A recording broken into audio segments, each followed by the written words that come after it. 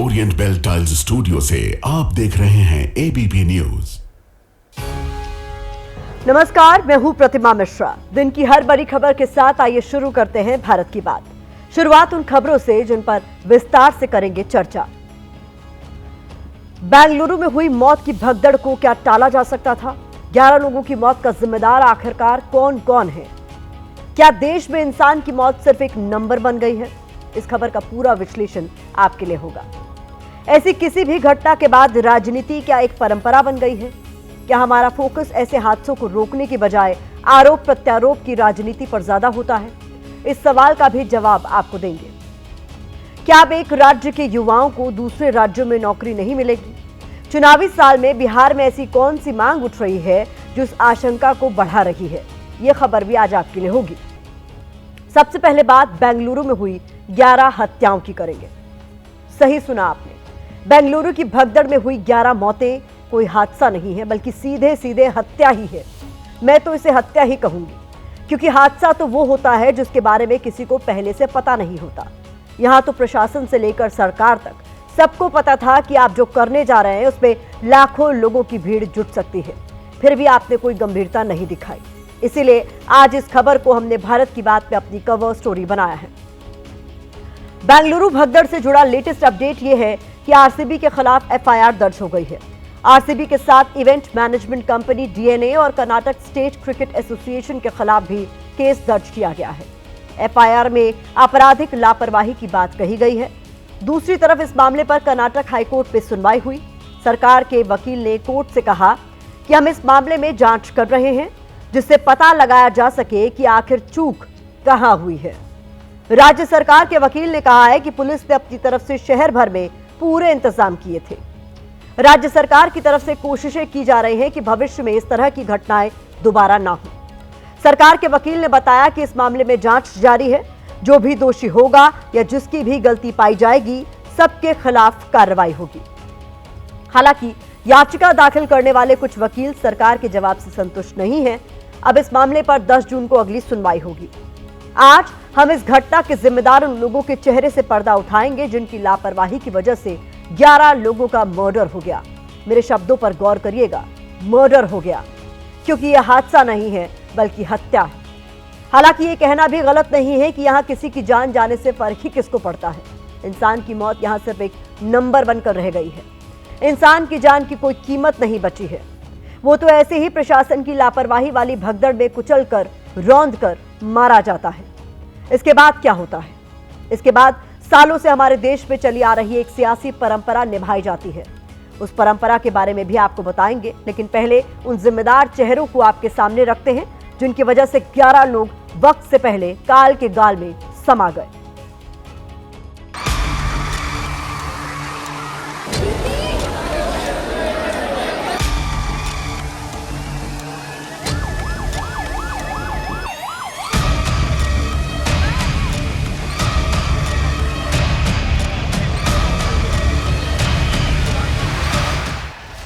शायद देश को ऐसे दृश्य देखने की आदत सी हो गई है, क्योंकि सरकारों के लिए इंसान की जान की कोई कीमत नहीं बची। जिन लोगों की जिम्मेदारी बनती है कि ऐसे हादसों पर अंकुश लगाया जाए, वो उल्टे दूसरे राज्यों में हुई घटनाओं का हवाला देकर अपनी जिम्मेदारी से पल्ला झाड़ रहे हैं। ಬೇಕಾದಷ್ಟು ಕಡೆ ನಡೆದಿದ್ದಾವೆ, ಆದರೆ ನಾನು ಎಲ್ಲನೂ ಈಗ ಡಿಫೆಂಡ್ ಮಾಡ್ಕೊಳ್ಳೋಕೆ ಹೋಗಲ್ಲ. ಅಲ್ಲಿ ನಡೆದಿದ್ದಾವೆ, ಹಿಂದೆ ನಡೆದಿತ್ತು, ಇದರಲ್ಲಿ ಕುಂಭಮೇಳದಲ್ಲಿ ನಡೆದಿತ್ತು ಅಂತ ಹೇಳಿ ಇಲ್ಲಿ ಡಿಫೆಂಡ್ ಮಾಡ್ಕೊಳ್ಳೋಕೆ ಹೋಗ್ತಾ ನಾನು ಹೋಗಿದ್ದೀನಾ? सुना आपने, ये उस राज्य के मुख्यमंत्री हैं जहां मासूम लोग प्रशासन की लापरवाही वाली भगदड़ से मौत की नींद सो गए। बजाय उनके प्रति संवेदना जताने के ये बेतुके और बेशर्मी भरे बयान दे रहे हैं। पहले यही थे जो इस मौके को भुनाने के लिए सोशल मीडिया पर पोस्ट डाल रहे थे, लेकिन अब ये नहीं मान रहे कि हाँ, इस भगदड़ के लिए उनकी सरकार भी जिम्मेदार है। लेकिन हम तो इन्हें जिम्मेदार ठहराएंगे और सवाल भी पूछेंगे।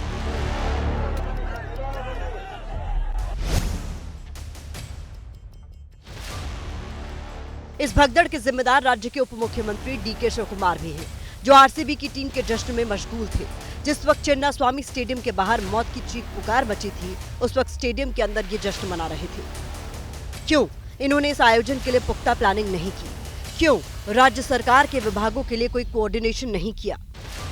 डीके शिव कुमार के प्रति जनता में नाराजगी है, इसीलिए जब वो अस्पताल में पीड़ितों से मिलने पहुंचे तो उन्हें विरोध का सामना करना पड़ा। अब हालात देखकर वो भावुक हो रहे हैं, विपक्ष पर राजनीति के आरोप लगा रहे हैं। बीजेपी और जेडीएस हमेशा शवों पर राजनीति करते हैं, यह उनका राजनीतिक एजेंडा है। भाजपा की सारी बकवास राजनीतिक रचना है। इस भगदड़ के जिम्मेदारों की लिस्ट काफी लंबी है। ये कर्नाटक के गृह मंत्री डॉक्टर जी परमेश्वर है। कानून व्यवस्था या ऐसे आयोजन कराने की जिम्मेदारी इनके कंधों पर है, लेकिन ये अपनी जिम्मेदारी से कितनी बेशर्मी के साथ पल्ला झाड़ रहे हैं और सब कुछ कैसे आरसीबी प्रबंधन के सिर फोड़ रहे हैं वो भी देख लीजिए। We didn't make a request to the RCB or the KSCA. They organized this. Yes, sir. The part of it was government also felt that we also should facilitate. That's all. After all, it is Bangalore. Bangalore team. ऐसा नहीं है कि RCB प्रबंधन और Karnataka cricket association इस भगदड़ का जिम्मेदार नहीं, जिम्मेदारी इनकी भी बनती है, क्योंकि पहले आरसीबी ने फैंस के लिए फ्री पास की व्यवस्था की, बाकायदा सोशल मीडिया हैंडल्स पर पोस्ट कर इसकी जानकारी दी। पोस्ट आपकी स्क्रीन पर है। ऊपर से जब बाहर लोगों की लाशें उठाई जाने लगी तब भी स्टेडियम के अंदर जीत के कप उठाए गए। सबसे बड़ी लापरवाही इस मामले में पुलिस की है, क्योंकि भीड़ को मैनेज करने के इंतजाम नहीं थे। क्यों लगभग 3.5 लाख लोगों की भीड़ को जमा होने दिया गया? क्यों बसों और मेट्रो स्टेशन पर भीड़ प्रबंधन नहीं किया गया? क्यों लोगों को समझाने के बजाय लाठियां बरसाई गई? जिस दौरान यहाँ पर स्टेडियम के अंदर 35,000 लोग खिलाड़ियों को देख रहे थे, उनके इंतजार में बैठे हुए थे, करीबन 2 से 3 लाख लोग, जैसा कि दावा किया जा रहा है, स्टेडियम के बाहर से लेकर के विधानसभा जिसको यहाँ विधान सौदा कहते हैं, वहाँ तक पहुँचे हुए थे और वहाँ तक वो भीड़ लगी हुई थी। फिलहाल जिन्होंने इस भगदड़ में अपनों को खोया, उनके परिजनों में मातम है। दूसरी तरफ सियासी गलियारों में राजनीतिक भगदड़ चल रही है। बेंगलुरु भगदड़ के बाद जो तस्वीरें या वीडियो सामने आ रहे हैं वो आपकी आंखों को नम करने पर मजबूर कर देंगे। इस दर्द को महसूस करने के लिए इनकी भाषा समझने की जरूरत नहीं है, क्योंकि दर्द की एक ही भाषा होती है और इसे वो ही समझ सकता है जो महसूस करता है। ये वो लोग हैं जिनके अपने इस भगदड़ में उनसे बिछड़ गए। वो आंसू भरी आंखों के साथ सरकार से सवाल पूछ रहे हैं कि उनका कसूर क्या था। क्या सरकार ने उन्हें मारने के लिए बुलाया था? व्यवस्था को संभालने की जिम्मेदारी किसकी थी? लेकिन बदकिस्मती यह है कि इन आंसुओं से सरकार की सेहत पर कोई फर्क नहीं पड़ता, क्योंकि इतनी बड़ी भगदड़ के बाद जो होना चाहिए अब भी वो नहीं हो रहा है। हमने इस भगदड़ पर आपके लिए एक चार्ट तैयार किया है। इसे देखकर आपको पता चलेगा कि यहाँ क्या होना चाहिए और यहाँ हो क्या रहा है। अब होना ये चाहिए कि भगदड़ के लिए जिम्मेदार लोगों के खिलाफ कड़ा एक्शन हो, बजाय इसके इस मसले पर राजनीति हो रही है। स्टेडियम के बाहर भगदड़ के हालात कैसे बने, इसकी सही ढंग से जांच होनी चाहिए, लेकिन हो क्या रहा है? जांच के नाम पर टोपी ट्रांसफर की जा रही है। इतनी बड़ी घटना के लिए सरकार को अपनी जिम्मेदारी माननी चाहिए। सरकार क्या कह रही है कि दूसरे राज्यों में हुई भगदड़ के उदाहरण उनकी ओर से दिए जा रहे हैं। यहाँ विपक्ष को भी समझना चाहिए कि उसका दामन भी ऐसे मामलों में साफ नहीं है। उनके राज्यों में भी ऐसी घटनाएं होती रही हैं। भगदड़ के पीड़ितों के साथ सरकार को पूरी संवेदनशीलता दिखानी चाहिए। सरकार क्या कर रही है कि विपक्ष के आरोपों पर पलटवार करने में बिजी नजर आ रही है। यहां हम आपका ध्यान एक अनोखी परंपरा की तरफ भी ले जाना चाहते हैं। वैसे तो भारत एक परंपरा प्रधान देश है। यहाँ अलग अलग तरह की परंपराएं हैं, लेकिन एक परंपरा और है जिसकी शुरुआत हमारे देश के सियासतदानों ने ही की है। आज बेंगलुरु की भगदड़ के संदर्भ में इस परंपरा को समझना भी जरूरी है, क्योंकि हमारे राजनेता सब कुछ भूल सकते हैं, लेकिन इस परंपरा की पूर्ति करने में पीछे नहीं रहते। इस परंपरा की शुरुआत भगदड़ जैसे किसी हादसे से होती है। इसके बाद सरकारें अपनी जिम्मेदारी से पल्ला झाड़ती हैं। परंपरा के अगले चरण में जांच कराने की बात की जाती है। फिर सत्ता पक्ष और विपक्ष के बीच आरोप प्रत्यारोप की राजनीति शुरू होती है। जो दल ऐसी घटनाओं के वक्त विपक्ष में होता है वो अपने समय या अपने राज्यों की ऐसी घटनाएं भूल जाता है। परंपरा में आगे पीड़ितों को मुआवजा देकर सरकारें समझती हैं कि उनकी जिम्मेदारी पूरी हो गई। इसके बाद कुछ दिन मामले पर हंगामा होता है और फिर क्या होता है? लोग भूल जाते हैं कि कुछ ऐसा हुआ भी था। फिर किसी ऐसी घटना पर इस परंपरा को एक बार फिर से दोहराया जाता है। लेकिन एबीपी न्यूज इतनी आसानी से इस घटना को भूलने नहीं देगा, बल्कि इसके जिम्मेदार लोगों से सवाल पूछता रहेगा और भगदड़ के बाद दिख रहे वो निशान दिखाता रहेगा जो सरकार की नाकामी वाले पर्दे खोल रहे हैं। ग्राउंड जीरो से हमारी ये रिपोर्ट देखिए। बहुत आदमी बहुत ज़्यादा हो गए ना एकदम। ये पहला परमिशन नहीं दिया, एकदम पुलिस ने परमिशन नहीं दिया था। परमिशन नहीं दिया था, एकदम 2 लाख 3 लाख आदमी हारा, 2 लाख 3 लाख आदमी आ गया था। आदमी तक आता। इसके लिए बहुत मुश्किल हो गया। तो पता नहीं था कि जाना कहाँ है। का पता नहीं है, इधर आने का टाइम उधर बोल रहा है, वो उधर फंक्शन चल रहा है, उधर बाद में एकदम उधर जाएगा, उधर नहीं बोले तो फिर इधर आएगा। जनता सड़कों पर आ रही थी लेकिन उसके पास जानकारी नहीं थी। यहाँ पर खड़े होकर के अंदर देखना चाह रहे थे क्या हो रहा है? पूरा आदमी ऊपर खड़ा रहेगा, ऊपर खड़ा था। ऊपर खड़ा रहेगा तो हाँ, आदमी आए तो पूरा पुलिस वाला लाठी कर चार्ज करे तो इधर गड़बड़ हो गया पूरा आदमी का। जंप भी किया था। और जंप देख रहा हूँ, पूरा झाड़ का पूरा कट कर दिया आदमी। 3 लाख का आदमी पब्लिक है, 50 आदमी पुलिस क्या करता है इधर? गलती किसकी? आपको क्या लगता है गलती? गलती है सरकार का गलती है। ये तो है तो बाद में इधर फंक्शन करने के बाद में स्टेडियम में फंक्शन रखे बोल रहे, वो पूरा इधर भी नहीं उधर भी नहीं, उधर आदमी इधर जाता है उधर नहीं, आदमी उधर नहीं बोले तो फिर इधर आता, इधर नहीं स्टेडियम है तो उधर चला जाता।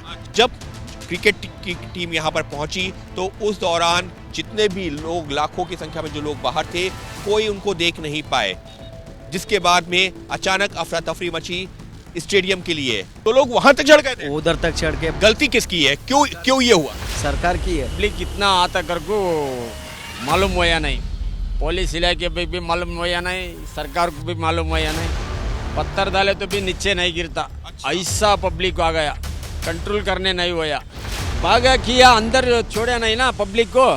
वो पब्लिक उसको देखना, क्रिकेट वाले को वो देखना, वो अंदर से नहीं छोड़ा, उससे ऐसा ढकल को चले गया। बंगलुरु में जो बुधवार को घटना हुई जिसमें 11 लोगों की मौत हुई, उस घटना की जो सबसे बड़ी वजह निकल के सामने आई है वो है जानकारी का अभाव।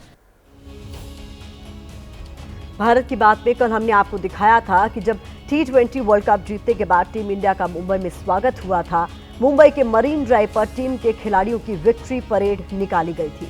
तब भी बड़ी तादाद में फैंस की भीड़ उमड़ी थी। सब कुछ सही ढंग से पूरा हो गया, फिर बेंगलुरु में ऐसा क्यों नहीं हो सकता था?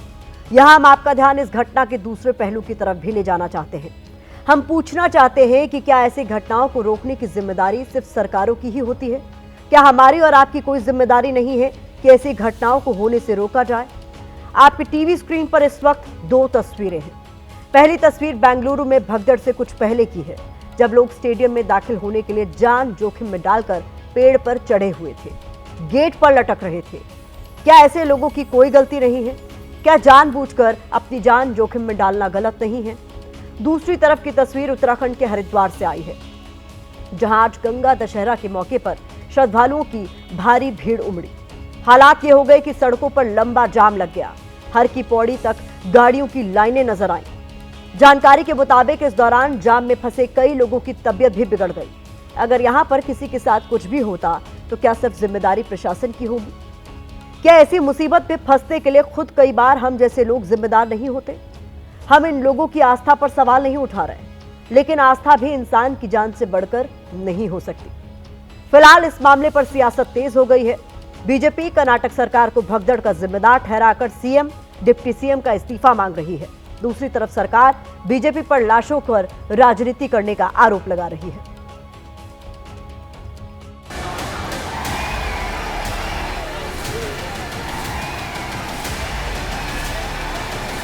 क्या सिद्धरमैया जी रिजाइन करेंगे? कहाँ है वो राहुल गांधी? आज कहाँ छुप के बैठे हैं? क्या राहुल गांधी डीके शिव कुमार और सिद्धरमैया जी से सवाल पूछेंगे?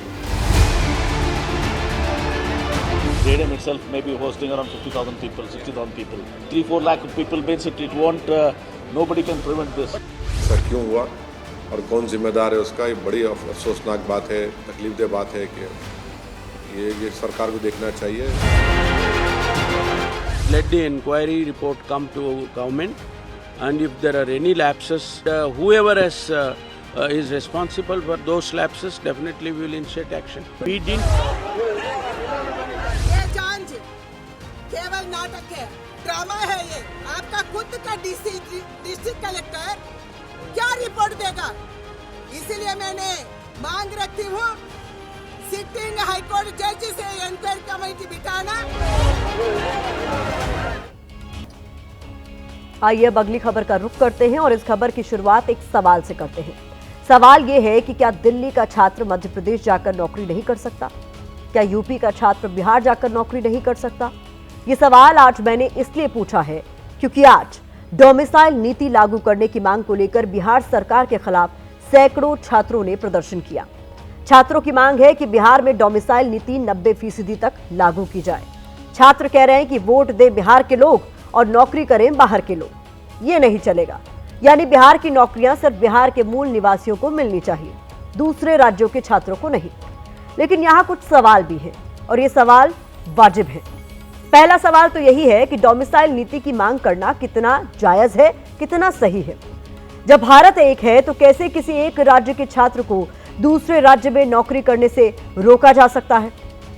सवाल यह भी है कि क्या टैलेंट की जगह डोमिसाइल नीति से छात्रों को नौकरी मिलेगी, ये तय होगा। भारतीय संविधान कहता है कि एक राज्य का नागरिक किसी भी दूसरे राज्य में जाकर नौकरी कर सकता है। तो क्या ये मांग भारतीय संविधान में कही गई बात से अलग नहीं है? कुछ राज्य डोमिसाइल नीति अपनाकर अपने यहाँ की सरकारी नौकरियों में अपने ही मूल निवासियों को वरीयता देते हैं। अब बिहार के छात्र भी यही चाहते हैं। पहले आपको छात्रों की बातें सुनवाती हूं, फिर इस पर हो रही सियासत का भी ट्रेलर आपको दिखाएंगे।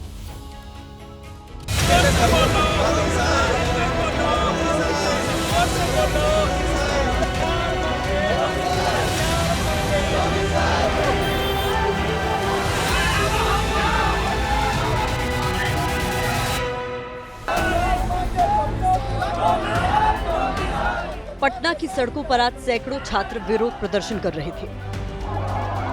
हाथों में पोस्टर और बैनर थे और जुबान पर एक ही आवाज, बिहार में डोमिसाइल नीति 90% तक लागू हो। डोमिसाइल नीति की मांग जो है चुनावी वर्ष में तेज हो गई है। जो ये लोग युवा हैं, ये लोग मांग कर रहे हैं कि बिहार के सरकारी नौकरियों और शिक्षण संस्थानों में आरक्षण के लिए डोमिसाइल नीति जो है वो लागू की जाए। भीषण गर्मी के बीच बिहार में छात्रों के इस विरोध प्रदर्शन ने गर्मी को और बढ़ाया। हर छात्र यही कह रहा है, जब वोट हमसे लेते हैं तो बिहार में नौकरी भी हमें ही मिलनी चाहिए। बिहार की नौकरियों पर बाहरियों का राज नहीं होना चाहिए। नौकरी या जो भी मामला होता है बिहार को सबसे पीछे कर दिया गया। अगर हम किसी के यहाँ खटेंगे, काम करेंगे तो उसका सैलरी हमको मिलना चाहिए, न कि बाहरी राज्य वाले को। प्राथमिक शिक्षक के लिए सब संविधान भी कहता है कि प्रकृति अपना प्राथमिक भाषा में लेना चाहिए। बंगाली आकर यहाँ पर क्या पढ़ा सकता है? बिहार में पहले शिक्षक भर्ती में डोमिसाइल नीति नहीं थी। शिक्षक भर्ती में बाहरी राज्य के लोग भी आवेदन और नौकरी कर सकते थे। लेकिन दिसंबर 2020 में नीतीश सरकार ने शिक्षक भर्ती में डोमिसाइल नीति को लागू कर दिया था। इसके बाद शिक्षक भर्ती में मूल निवासियों को ही नौकरी मिलती थी। हालांकि जुलाई 2023 में नीतीश सरकार ने इस नीति को खत्म कर दिया। इसके बाद फिर से बिहार में दूसरे राज्यों के लोग नौकरी कर सकते हैं। नीतीश सरकार ने तर्क दिया था कि इस नीति को इसलिए खत्म किया गया था क्योंकि स्कूलों में मैथ्स और साइंस पढ़ाने के लिए अच्छे टीचर्स नहीं मिल रहे थे। प्रदर्शनकारी छात्रों का कहना है कि कई राज्यों में डोमिसाइल नीति लागू है, जिसकी वजह से बाहर के छात्रों को वहां नौकरी नहीं मिलती। अब टिट फॉर टैट होना चाहिए। बिहार में डोमिसाइल लागू हो, जब हर एक राज्य में डोमिसाइल लागू है, किसी राज्य में भाषा के आधार पर तो किसी राज्य में निवास के आधार पर किसी न किसी तरह से डोमिसाइल लागू है, तो फिर बिहार में डोमिसाइल क्यों नहीं होना चाहिए? अगर बताइए झारखंड में 100% डोमिसाइल है तो वहाँ का उसका हक है, तभी तो उसको मिला है। हम लोग को भी तो मिलना चाहिए। कितना % यहाँ चाहते हैं? हम यहाँ 90% चाहते हैं। अभी हम लोग वोट में इनको सिखा देंगे कि डोमिसाइल न लागू करने का कितना इन लोग को परिणाम गलत होगा। बिहार में चुनावी साल है, इसलिए नेता भी डोमिसाइल नीति को हथियार बनाकर वोट पर निशाना साधना चाहते हैं। नेता प्रतिपक्ष तेजस्वी यादव पहले ही ऐलान कर चुके हैं, हम आए तो राज्य में 100% डोमिसाइल नीति लागू करेंगे, यानी बिहार की नौकरियों पर सिर्फ बिहार के लोगों का ही हक होगा। हमने बड़े बड़े विद्वानों से बात किया, बड़े बड़े कानून के जानकारों से बात किया और तब हम लोग निर्णय ले रहे हैं कि बिहार में हम स्थानीय नीति को लागू करेंगे। 100% डोमिसाइल को लागू करेंगे। अब छात्र इसे अपना हक बता रहे हैं, लेकिन ऐसा होने पर उल्टा बिहार के छात्रों की भी परेशानी बढ़ेगी। ऐसा क्यों, ये आपको आगे बताएंगे।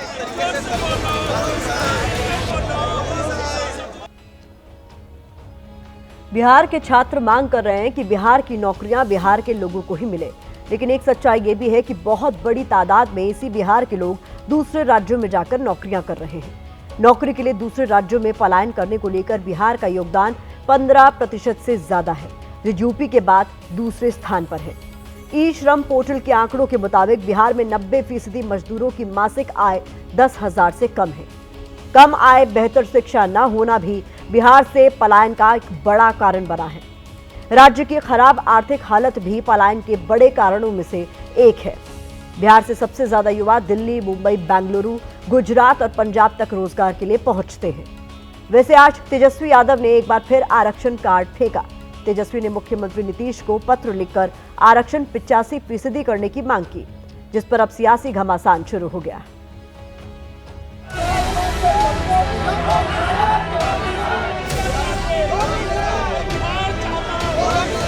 जो भी काम है इस बिहार के अंदर वो नीतीश कुमार जी की सरकार ही करेगी। ये लोग सत्ता के लिए बेचैन हैं और सत्ता के बेचैनी के लिए कभी माई बहन बोलेंगे, कभी डोमिसाइल बोलेंगे, कभी आरक्षण बोलेंगे। महागठबंधन सरकार बनने पर हम 100% डोमिसाइल नीति लागू करेंगे, चाहे वो नौकरी में हो, चाहे शैक्षणिक क्षेत्रों में हो। तेजस्वी यादव जो डोमिसाइल नीति की बात करते हैं, तो उनके अपने 15 वर्षों के राजकाज में बिहार में उनके माता पिता ने क्यों नहीं डोमिसाइल नीति लागू किया? छात्र की जो समस्या है, लगातार सरकार ने उसको प्रायोरिटी दिया है और उन विषयों का हल निकाला है।